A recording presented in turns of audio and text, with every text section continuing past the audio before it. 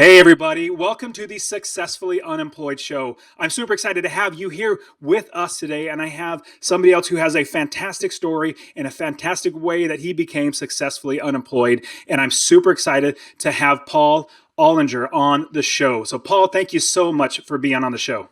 Thank you for having me, Dustin.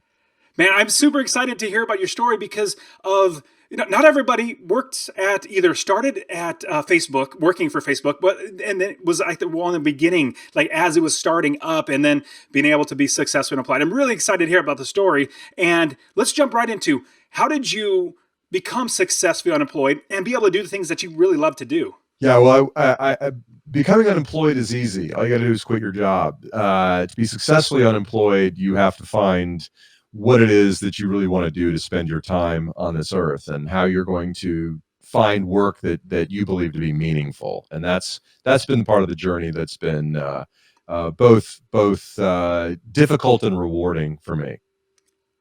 Now, it seems like because when I was talking to a mutual friend of ours that pointed us together, I was like, okay, he's successful and employed, he's making money. But as you and I are talking, you're like, no, I made my money. Now I'm just relaxing, having fun, or like I'm doing the things that I love to do. Is that right? Well, I'm not relaxing. I think that's the big myth about quitting your job, is that early retirement is something that's desirable, and actually early retirement is just death's foreshadow. I think that when you quit your job with the understanding or the belief that you're just going to goof off for the rest of your life, you're in for a cold awakening that inactivity is not a rewarding way to spend your days. I would completely agree with that. Now, take us back to when you had a regular job. I call it a job, the just over broke job. Now, your job was a little better than most people, working like at, I don't know, Home Depot, or, working some regular job. You had a little different. Talk to us about getting into working with Facebook and then eventually realizing, hey, I can potentially just, cash out. Yeah, well, I'm from Atlanta and I live in Atlanta now, so let's be nice to the Home Depot. We're big fans of the Home Depot here.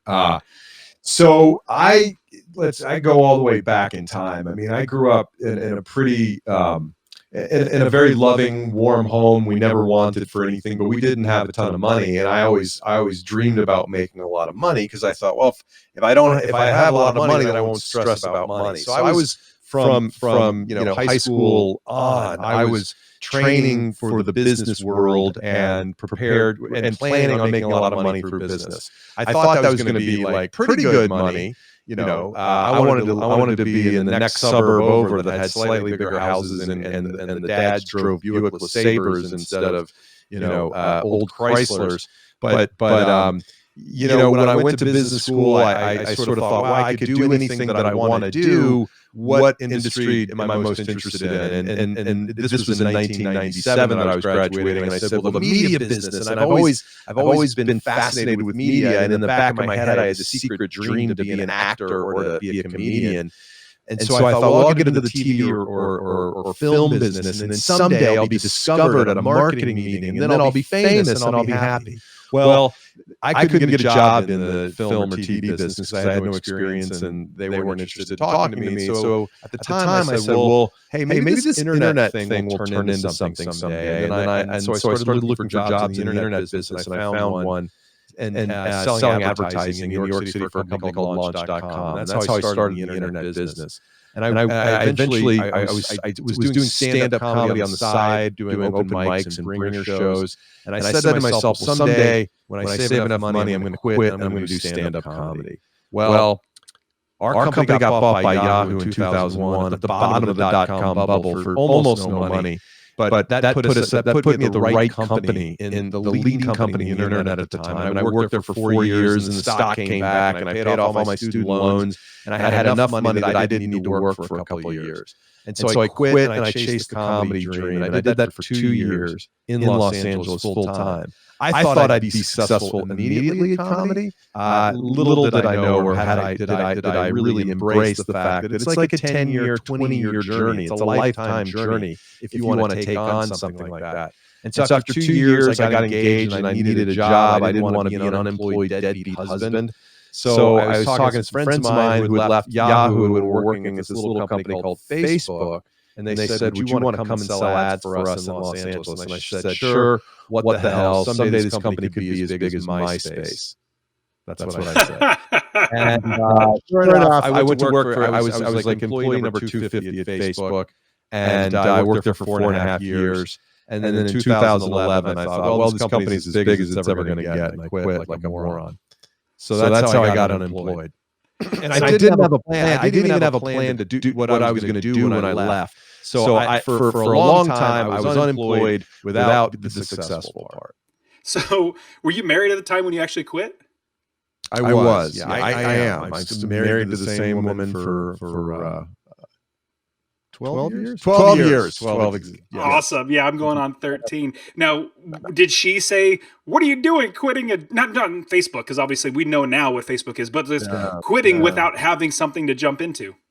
Well, she didn't. No, we discussed it for a long time, and I wasn't happy in my job for a variety of reasons, and all of which seemed pretty silly in retrospect. But I was burned out, and I didn't know what I wanted to do, but I knew I just didn't want to do that anymore. And what's weird about having money, some people call it FU money, and the thing about FU money, the reason they call it that isn't because when you make it, you can say FU. It's because when you make it, eventually you will say FU if you're not connected to your reason for work.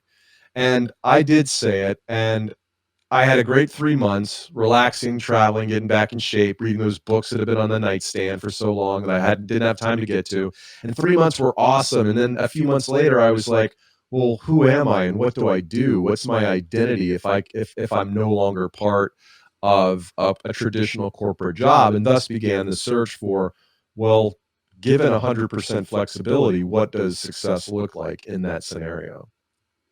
So, when you got done with Facebook, did you have like stock options and stuff? Is that how would you cash out all that? That's right. So when you start, when you start an early technology company, you get stock options. Generally, you get stock options, and those options had appreciated to a very attractive number, way past the number I had in mind as sort of what I could retire on, and there was a private market. Now, what had happened since there became these private markets where you could sell stock options for private companies in transactions that were not done on the public market. So I did a good bit of liquidation right when I left, and then again more after the IPO and that kind of thing. Do you still own any bit of Facebook, or did you get rid of all that? I do. I do. I didn't. I got rid of almost all of it, but I still own because it's been so miraculously appreciative. I think that's the way you say it. It is appreciated so much that it's still a meaningful part of my portfolio, though it's a fraction of what I initially had.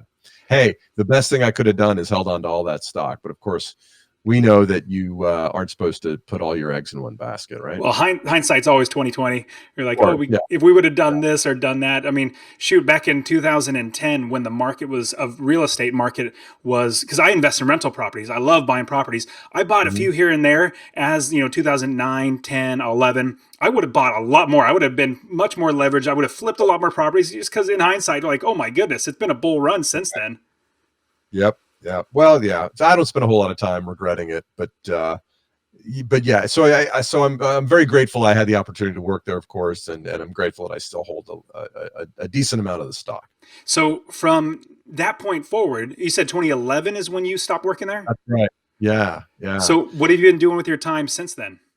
Well, so when I first left, I didn't really know what to do with myself. I knew I still had this creative thing inside of me, and I started a blog. After a few months, I was like, okay, I'm going to start a blog, and then I'm going to blog, and people are going to think I'm hilarious. And really, I hadn't written much for other people's consumption at that point. And I look back at the stuff I initially wrote, and most of it's garbage. But it really started me down the road of writing every day, and so. I started that, and it was going well for a while. Then one day Facebook changed its algorithm, and the thousands of page views I was getting turned into dozens. And I'm like, all right, well, the blogging thing doesn't look like a real easy thing to break into now. And I didn't know what to do with myself. And I got kind of scared. And I went back to work. I took another job as a president of a small software company. And I did that for a year, and I was like, okay, this isn't it, and I don't know what it is, but what I'm going to do is I'm going to quit and I'm going to write every single day. I'm going to go back to stand-up comedy because I was afraid to admit it right when I left Facebook because I had failed once and I was scared to go back. I didn't know how to start again. But 5 years and 3 months ago, I quit my job, started writing every day, and I got back into the stand-up comedy clubs. And so I've been doing stand-up comedy for 5 years. A year ago, I started a podcast about the experience of wanting money than making a lot of money, and how the two experiences were different than what I anticipated. And it's called Crazy Money, where we explore the happiness, the connection between happiness and between money and happiness. And it's been a lot of fun. That's great. For me, money, I mean, I love the idea of money and happiness, but for me, money is just a means to an end. I mean, it's a proven fact that 100% of the people will die. Like literally everybody will die and you can't take it with you. And so if you can use that and have a perspective that's a means to an end, it's so much Yeah. better. Like life is so much better. So now you are continually pursuing the stand-up comedy. Is it because Yeah. I've heard that something like Jerry Seinfeld, he literally like writes jokes every single day. Some are obviously not good, some are fantastic. Is that something, because Mm. you said you just constantly are writing, is that if somebody, because I actually have a friend of mine who wants to do stand-up comedy, really wants to get in there, is that something you really need to do? Like what's the first step to get into that? Well, the way I got into the way I took the first step, the way a lot of people do, is by taking a comedy class. And if you Google stand-up comedy class in your zip code, you'll find something nearby. Most likely, I mean, if you live in a town that's got a comedy club, there's most likely a comedy class that's being taught at the club during the day because the clubs are empty during the day and they want to use the space and find alternate revenue streams. So what the class does is it helps you structure your material. You know, you've got these loose ideas of what jokes are, and they'll help you write jokes in the proper sequence and format. And then at the end of the class, you have a graduation show where everybody brings their friends, family, and colleagues who can't think of a better excuse than to go to the show. Everybody does their 5 minutes, and thus you are anointed as a stand-up comedian at that point. But really, you're really just, you haven't even begun scratching the surface. I mean, when you think about, real comedians, quote real comedians, that's somebody that's done hundreds of shows or thousands of shows. When that they had the show, last comic standing, Last sorry, comic standing. last comic standing. When they had that on there, I remember, I've been doing comedy a little while, and I'm like, they presented it as if these were all like unknown comics or brand new comics. Those are comics that have been doing comedy for 10 years. They're not putting anybody on there that hasn't been doing comedy for a long, long time. And it's one of those things that it's all about reps. It's all about, it's about, thousands of reps, not, the guy that can be clever in front of people who know him, or in front of everybody he knows for 5 minutes. It's about walking into a room full of strangers and finding something to connect with them on. So is that your passion? Is comedy your passion? Is that something that because you have in the past worked hard and you got to where you are now, and that's something you're desiring to go to? Yeah, I mean, it's something I'm doing, and one of the things also you find out is that it's 1 in 10,000, or one in 1,000 people that are ever going to make a living doing this. And so to say that you want to make your living doing stand-up comedy is it's possible. Well, it's possible to say it, but it's very unlikely that you'll ever be able to do it. So if you're going to be chasing a passion, you should be doing it for the for sake of the passion.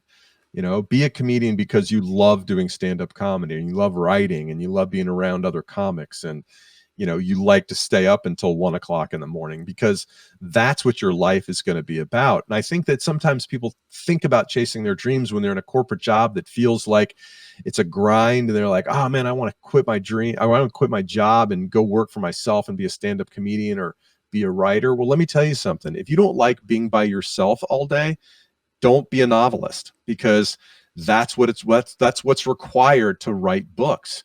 And one of the things that I was surprised about when I left my job was that after the first initial euphoria, that when the weight of the stress of your quarterly goals is lifted off your shoulders, that lasts for a few months and it's amazing.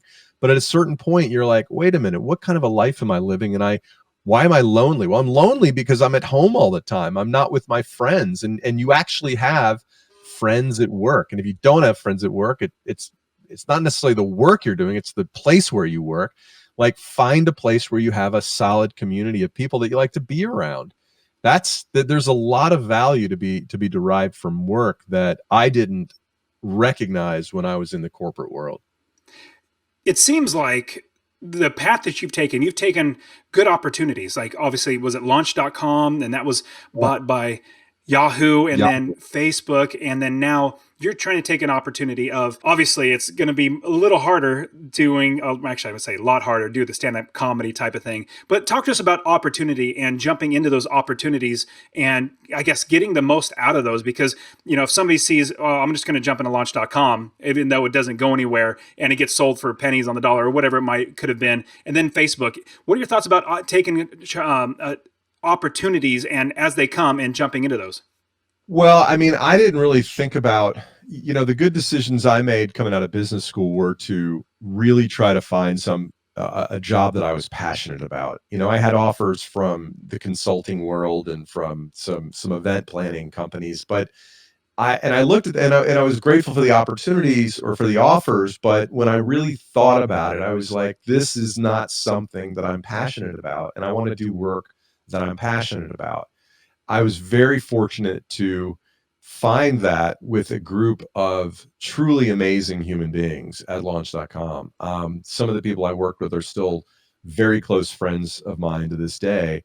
And they were also very brilliant, very hardworking and committed to this space. And they've turned into some of the leaders in the industry, CEOs of companies that presidents of major media organizations, and they're people that I came up with in the ranks 20 years ago. So I was very fortunate to find that when Yahoo bought us, and I made it through the dot-com bubble. The company, we went public, and then we disintegrated from like 300 employees back down to 35 or something. And I was fortunate to be among those survivors. And I made it up to Yahoo, where I was like, all right, I don't know what's going to happen with this, because in 2001, after Yahoo bought us, we had 9/11. We were in the midst of the first very serious recession of my adult life. And I was just like, things are kind of bad right now, but I think I'm in as good a place as I can, as I can be.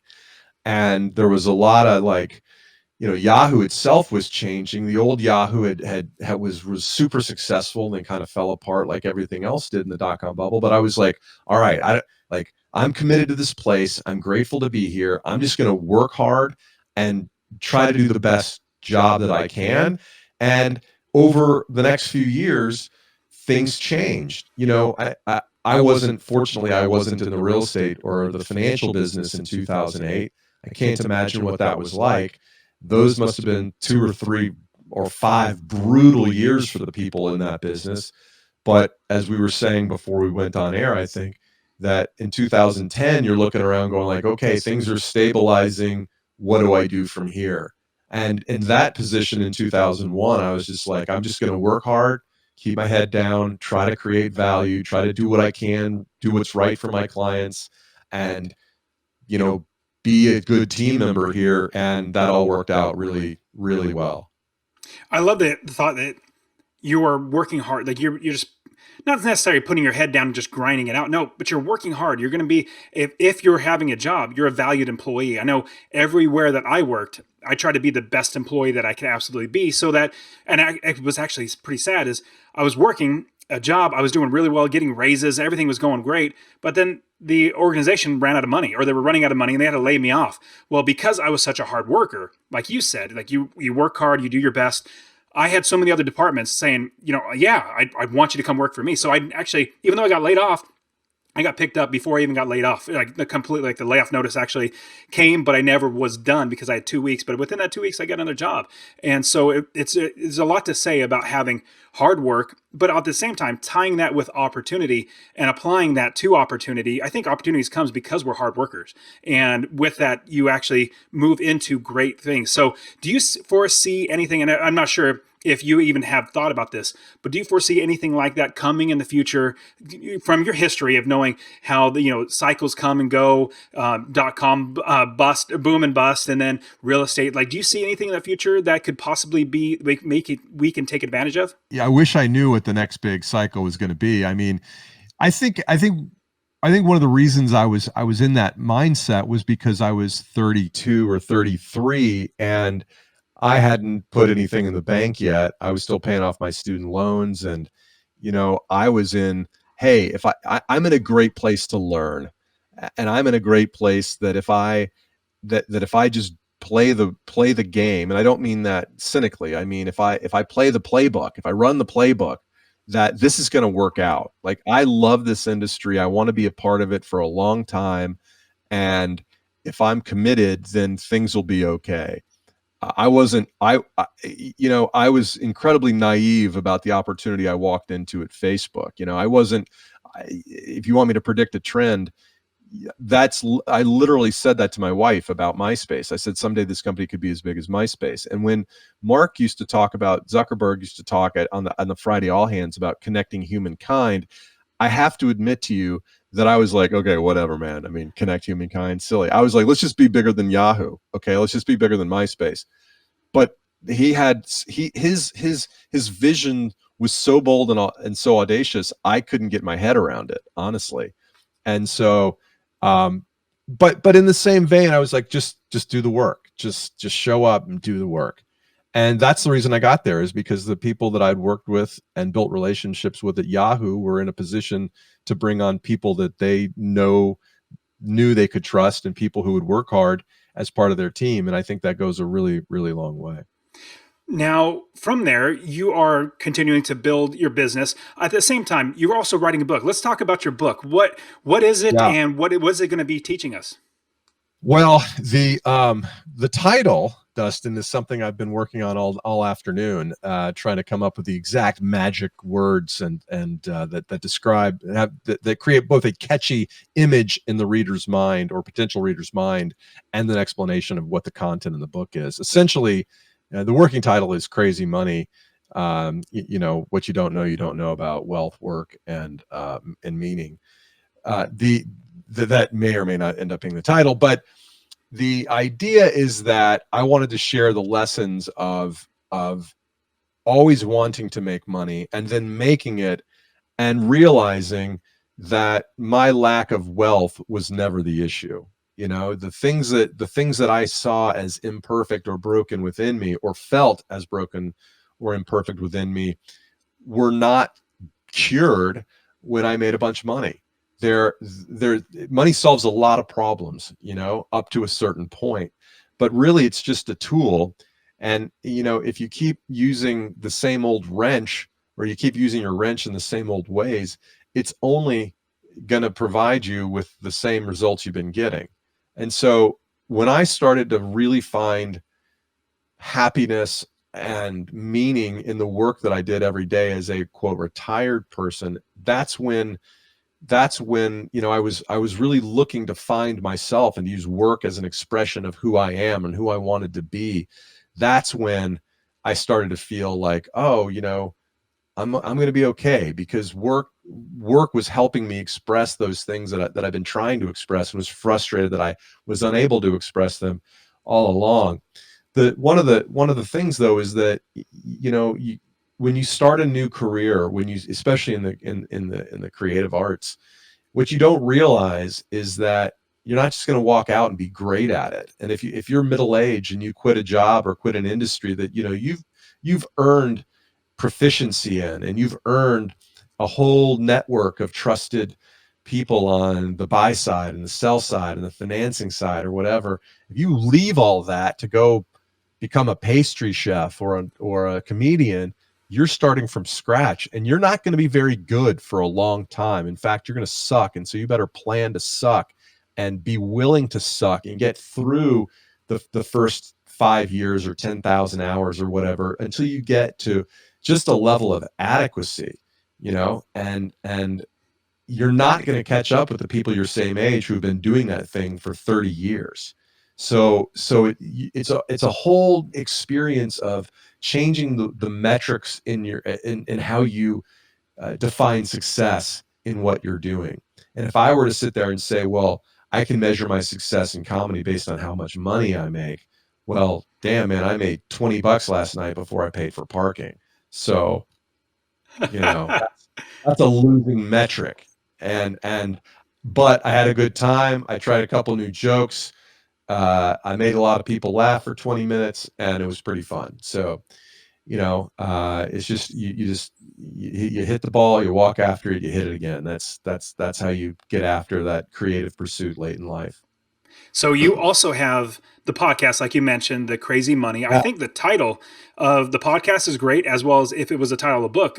Branding's very similar, obviously the same, but like it helps being similar. And I think it sounds like a good title. I haven't heard the only other book that I've ever heard of is Crazy Love, written by Francis Chan, that has like that crazy title. But that crazy thing, just the thought of that is like, oh, I want to know more. Just like the thought, if you say Crazy Money, I'm like, what does that mean? Like it draws me in. So I don't know if that helps, but yeah, it draws me in. Yeah.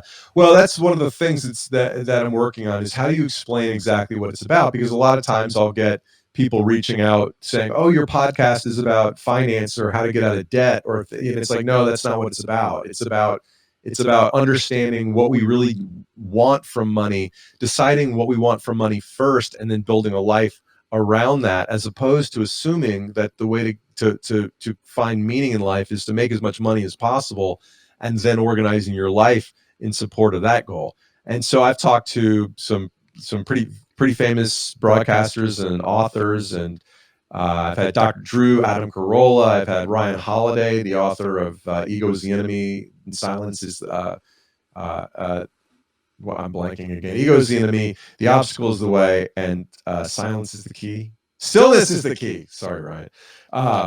And other great people who have really good insights on sort of the keys to human happiness and how we in the modern world distract ourselves from finding those things in life.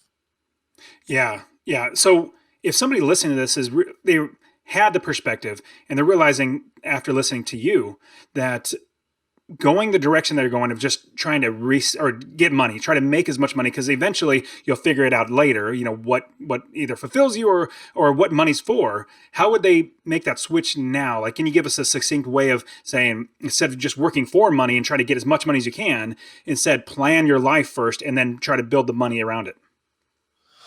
Well, I want to again just acknowledge the fact that most people are dealing with uh, most people are dealing with money in sort of a survival mode. And the first step in getting control of your life is getting out of survival mode. And so I don't think if you don't know how you're going to pay your rent next month, that the best first step is to go sit under a tree and try to find enlightenment. I think the first step is to get control of your financial life. And there's one of the reasons I'm doing comedy at 50 is because I wasn't in the financial position to do it when I was 30. And then I did it when I was 35, but then my situation changed, and I was starting a family, and then I wasn't in that position to do it. So I went back to work. So you got to get control of your financial life. You got to, if you're in debt, you got to dig yourself out of the hole. And once you're in control, you can start to give yourself some options around work, etc. But I do believe that after a certain point, more money isn't going to make you a more happy individual, and that you should say, there was a kid that emailed me, a college guy that I know from a couple of friends removed, but he was saying, like I'm planning my career and I'm going to go make money, and then I'm going to quit and be a high school, football coach. And I'm like, well, is that, it's not a terrible plan. On the other hand, maybe just be a high school football coach, and keep your spending to a level to where you can sustain that and learn how to be a great football coach over 20 years. I mean, who knows? Maybe if you coach at the college level or beyond, you can make a pretty decent living. Even if you coach at the high school level, if you're not if you have a spouse who's an earner also, and you're not crazy about the way you spend your dough, you can live a pretty nice life. But there's got to be some amount of self-denial in there. And if you make the choice to do the kind of thing you want to do, then don't worry about the crazy vacation you're not going to be able to take, because you're making choices that provide your life with more value. So those are some of the things that I think about. Yeah, those are great ideas. I know building my business, my rental property business, going from 0 to 30 properties, it was just grinding. Not grinding. It's a negative term, but like just putting my head down and working, just getting it done, buying one property at a time, sacrificing. I love that you brought that word sacrifice. You sacrifice now for the future. And I retired when I was 37 years old, or quit my job. Basically, I'm not retired. Some people say, like when I was saying, well, I'm quitting. Like, are you retiring? You're 37 years old and you're retiring? Like, yeah, but that's not, don't think of like sitting on the couch all day watching TV or just not doing anything. I'm tired of working for somebody else. I want to work for myself. And so I did literally quit my 40 plus hour week job to work 80 hours for myself, because I just love working. I love staying, progressing, providing for my family and helping other people. It's just like the reason why I have Successfully Unemployed. So I have Master Passive Income, which is the podcast where I teach people, my website and my podcast, I teach people how to buy rental properties. But I realize not everybody wants rental properties to become successfully unemployed. So that's why I started Successfully Unemployed. It's just, there's so many ways out there to, exactly like you said, with crazy money, instead of just going after money, you figure out what you want and build your life first, or plan your life first, and then have the money filled around that to help lift up that life. And so with Successful Unemployed, getting great people on like you that have showed the path that you've done, and other people like just recently, a taco truck vendor, recorded one with a taco truck vendor, or somebody that sells wedding dresses, just so many different ways to do it. It's just fantastic. So Paul, I want to jump into the rapid fire round. Are you ready? All right, let's do it. Yeah. All right. So here's a deep question. So it's a proven fact: 100% of the people die. Eventually, we're going to die. We're going to have a tombstone. So on that tombstone, yes, exactly. So on that tombstone, what would you like your legacy to be? That on the tombstone is written out. Here's Paul and X, Y, and Z. What is it? I should have spent more time at the office. No, that was a joke. That was a joke. I internally, I'm like, that's a rough joke. First of all, I believe I'm going to be cremated, and I'm going to have my ashes sprinkled over the food court in the mall. So I don't believe in epitaph, or I don't believe in being buried. But I know what you're asking. I did say I used to say that as a joke, because everybody says, on their deathbed, nobody says, "I wish I spent more time at the office." So you got me laughing. I just want to be a little cheeky on my tombstone. Got it. Now, I have a couple other questions, but I want to ask you the one thing I've been asking or thinking about from the very beginning. Give us your best joke. Like, what is the best joke that you have? What's the number one thing that just knocks everybody dead? I want to hear the best joke that you have. Well, I'm not really that kind of comedian that tells jokey jokes. So, if you want to see my comedy, it's available on Vimeo and on Spotify and Pandora. You can Google Paul Ollinger, Ollinger. But let's see, what can I don't know, man. I think a lot about technology and data privacy and things that my children do and how technology gets us into trouble these days. So there's stuff along those lines in those videos. Well, obviously, we have a technology background that leans into that.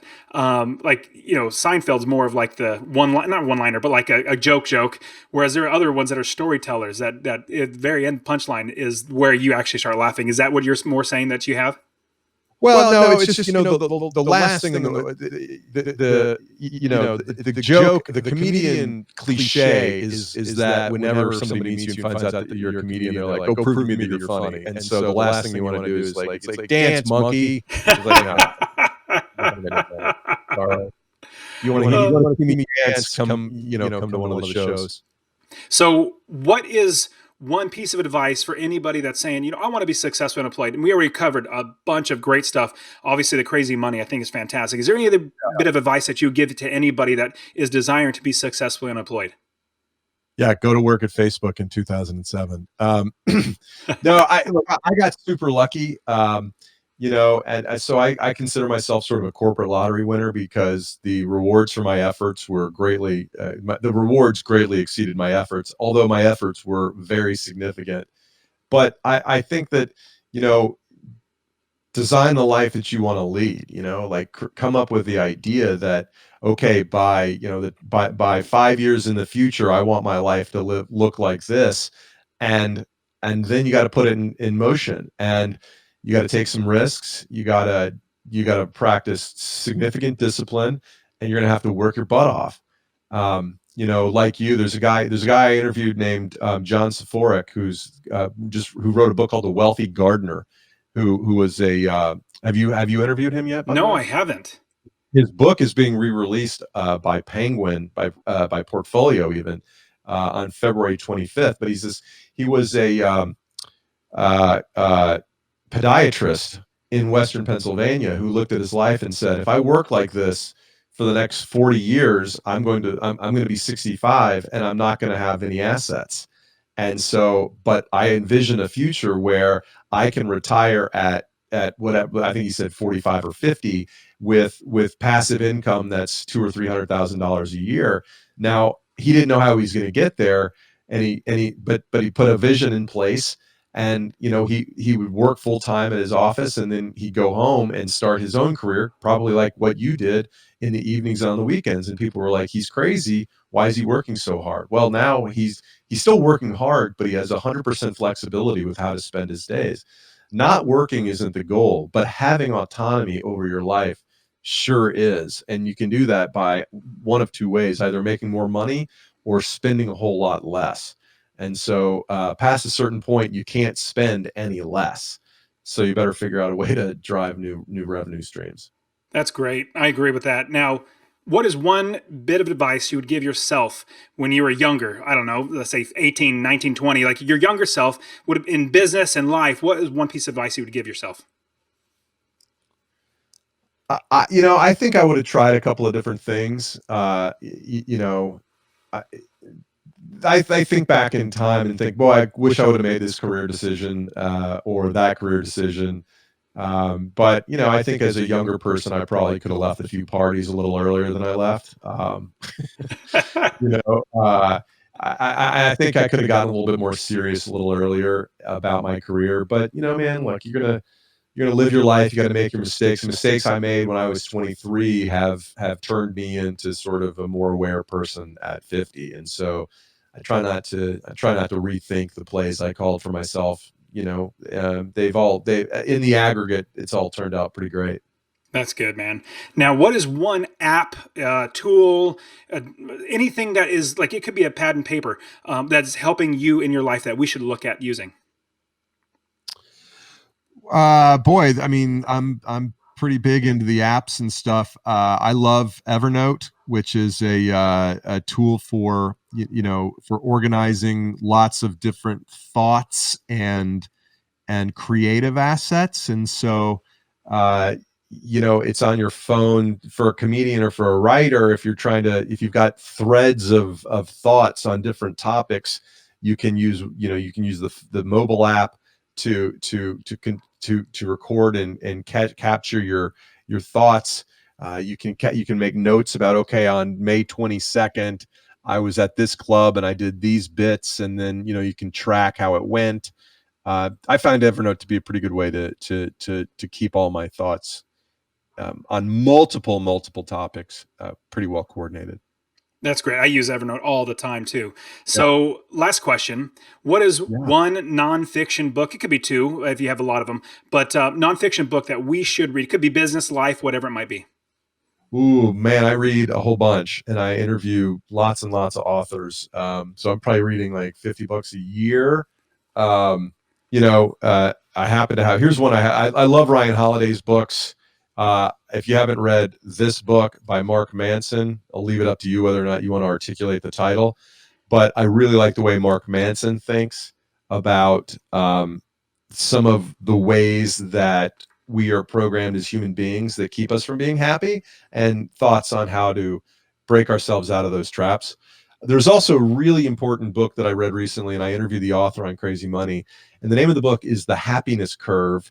and the author is Jonathan Rauch, Rauch, and it talks about how as across countries and cultures and even across species that our happiness declines from early adulthood and kind of bottoms out around the mid to late 40s. And I see this across a lot of my friends. And the good news is that happiness rebounds as we get older. And that's one of the episodes of Crazy Money that I've gotten the most comments on, because my middle-aged friends, and you're still a young, handsome guy with all his hair, but it's coming for you, man. It's coming for you. But so many of my middle-aged friends who are like, what's it all about, reached out to me and said, well, that really struck a chord with me. So The Happiness Curve by Jonathan Rauch has been one I've enjoyed recently too. That's great. Do you, off the top of your head, know what episode number that is, so we can check it out? I can tell you in 2 seconds. Do you have 2 seconds? Go right ahead. Do you edit this, by the way? Yes, I do. Oh, good. Okay. The Happiness Curve. It came out on January 21st. It is episode 47. Awesome. Episode 47. So we're definitely have to check that out. Man, Paul, you've been giving us so much great insight. It's fun hearing your story too, and thinking about working at Facebook when it was such a small company and now being gargantuanly huge company. I mean, it's like it's one of those world dominating companies like Amazon and Google. But yeah, it's just fantastic. You gave us so much great insight. How can we find you? How can we listen more about what you have? How can we get a hold of you? Well, I sure would love for you to check out the Crazy Money podcast, which is available wherever you find fine podcasts like yours. And you can find me on my website, Paul Ollinger. That's OLLINGER.com. Paul, thank you so much. Giving us great wisdom and insight. I really appreciate it. Plus, fun stories too. So thank you so much for being on the Successfully Unemployed show. Thanks for having me, Dustin. All right, Paul, you take care. You too.